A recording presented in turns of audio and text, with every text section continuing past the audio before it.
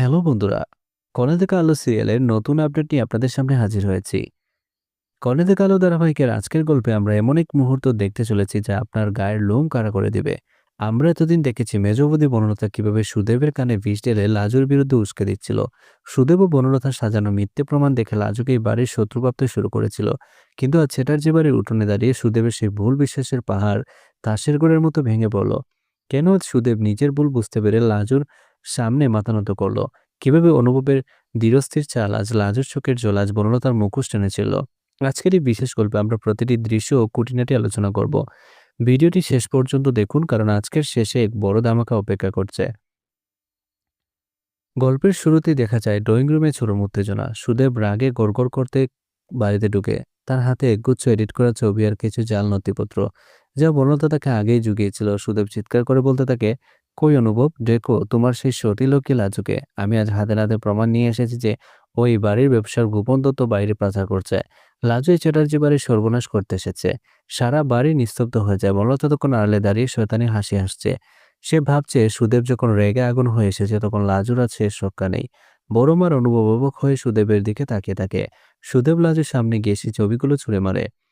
লাজু পাথরের মতো দাঁড়িয়ে থাকে, তার চোখ দিয়ে শুধু টপ টপ করে জল পড়ছে। বর্ণতা এবার সুদেবের আগুনের গৃতাহুতি দেয়। সে খুব দরদ দেখিয়ে বলে, দেখলেন তো বড় ঠাকুর, আমি আগেই বলেছিলাম এই অনাথ মেয়েটা আমাদের ডুবাবে। ও রক্তেই তো বেইমানি, ও আমাদের বাতে মারতে চায়। সুদেব যখন লাজুকে বাড়ি থেকে ঘাড় ধাক্কা দিয়ে বের করে দেওয়ার জন্য হাত বাড়ায়, ঠিক তখন অনুভব গর্জে ওঠে। অনুভব শান্ত গলায় বলে, বড়দা, আপনি যা দেখেছেন তা সত্যি নয়। আপনি যাকে বিশ্বাস করছেন সেই বর্ণতাই আসলে আসল অপরাধী।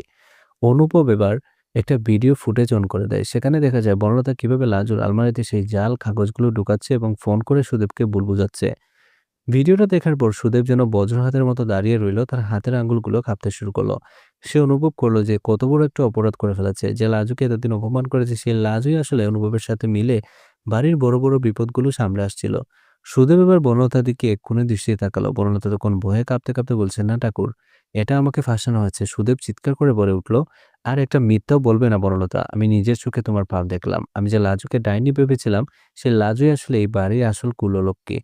সুদেব অনুশোচনায় ভেঙে পড়ল। সে লাজুর সামনে গিয়ে দাঁড়ালো, কিন্তু তার চোখে চোখ রাখার সাহস পাচ্ছিল না।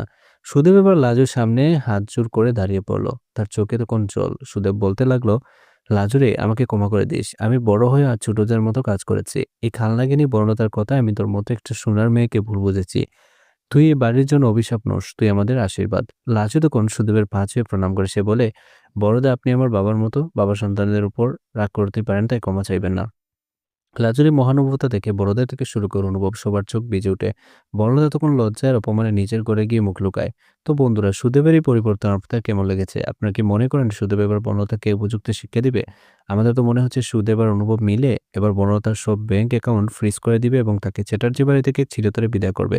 আগামী পর্বে দেখা যাবে লাজুর জন্মদিনের এক বড় আয়োজন হবে, যেখানে সুদেব লাজুকে এক বিশেষ সারপ্রাইজ দিবে। আর বর্ণতা সেই অনুষ্ঠান বন্ধ করতে আনবে এক নতুন ভিলেনকে। কি ঘটবে পরবর্তী পর্বে সব জানতে আমাদের চ্যানেলের সাথে থাকুন। ভিডিওটি ভালো লাগলে লাইক, শেয়ার করুন এবং সাবস্ক্রাইব করে বেল আইকনটি প্রেস করে রাখুন। ন্যায়ের জয় হবেই।